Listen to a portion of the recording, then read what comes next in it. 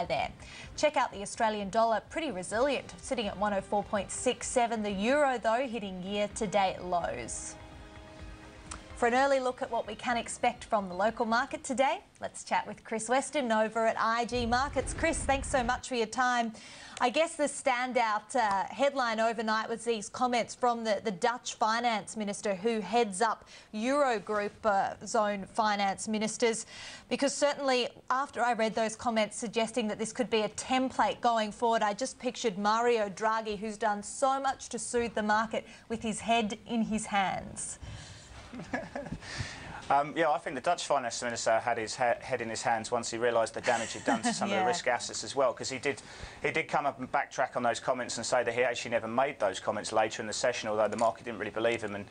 And you know, we didn't see too much of a reversal from the lows, although there was a very, very modest amount of buying. But that's the thing. I mean, there's still a lot of questions around this. I think what we saw yesterday was an element of the clients and the market just saying, yeah, great that we've got this bailout in place, but let's look at the consequences of the actions that have been put in place now.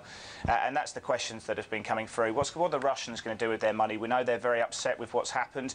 The Cypriots themselves have been putting billboards around the airports and bits and pieces saying, please don't take your money out of the country, you know, trying to soothe the situation. I think the damage is clearly done there. Russia will be taking their money out, and they'll be looking at Latvia and other places with low regulations as well, and other bits and pieces going forward. So I think as well, if you've got that 100,000 euros, or you had that 100,000 euros or so in the bank accounts, and that we still don't even actually know what the levy is going to be at the moment. So that's one that could take a couple of weeks until the MOU gets finalised in April.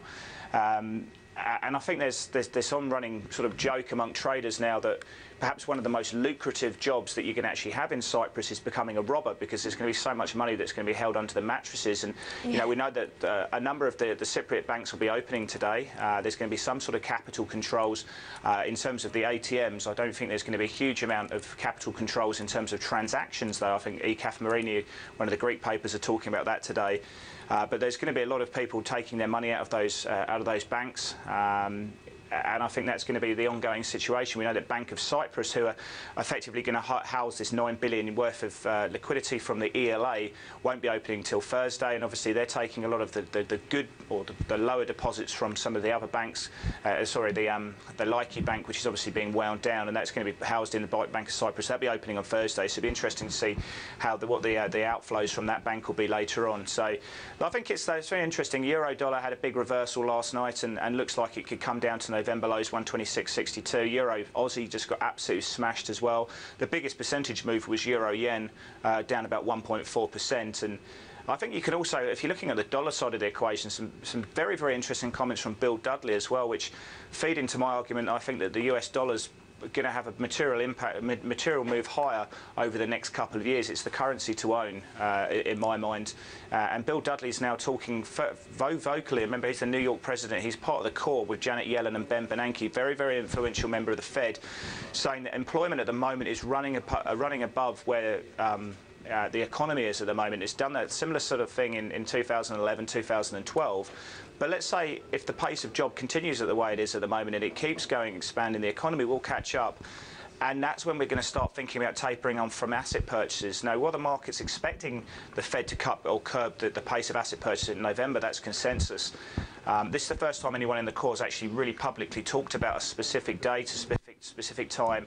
Very, very important psychological comments from Bill Dudley last night, and can probably feed into my idea that the dollar's going to trade materially higher against the euro, sterling and Aussie over the next couple of years. So I think that's interesting comments. But Cyprus obviously getting the headlines, and it took out, you know, huge confidence out of the euro and some of the other risk assets as well. So very interesting times there.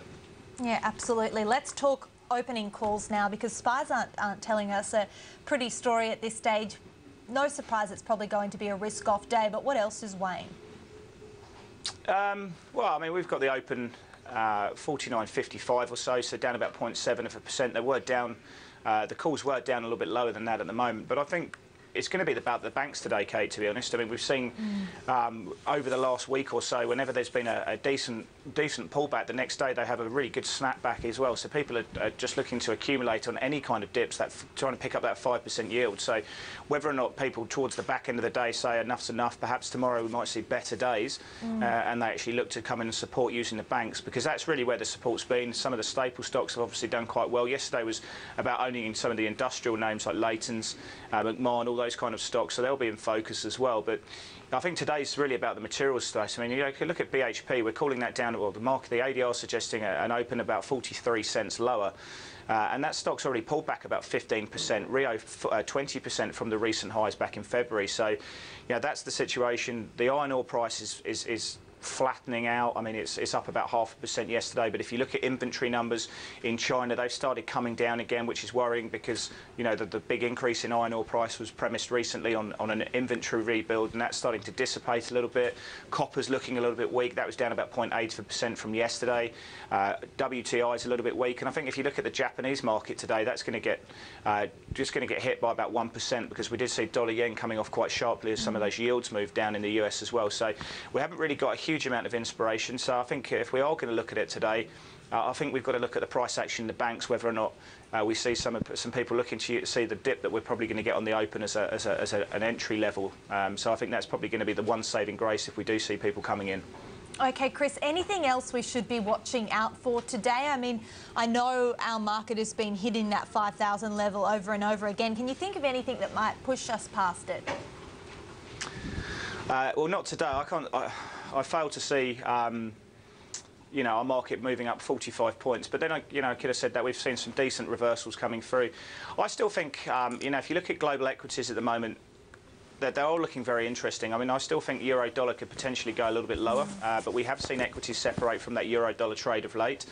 The Aussie dollar's looking quite strong. There's a huge amount of liquidity still in the system, which is about to be ramped up from the Bank of Japan, the Bank of England still, and of course the Fed. So I think the liquidity issues are still very much there. I think we are seeing fund managers in the US increase their weighting towards equities. We're coming into Japanese fiscal New Year, which I think is going to be very interesting for Japan, because we're seeing a lot of talk that the government pension fund in Japan is looking to increase their weighting from domestic government bonds, which they've got about 67% weighting. These guys have got a huge amount of money and are looking to reallocate into more risky assets like equities and foreign equities as well, which will be very negative for the yen, and obviously that could be good for the equity market in itself. So I think Japan's looking very interesting. I think people are looking to buy dips in dollar yen as well. And I think that could have positive ramifications for our market longer term. So, I see further upside in our market. I think a lot of Australian traders in the equity space especially have just been saying the Cypriot issue really isn't a major concern for them. It's probably more a currency play. But today it will take away from sentiment, and I know a lot of people will be looking to buy dips where they can. OK, Chris Weston from IG, thanks so much. Chris joining us.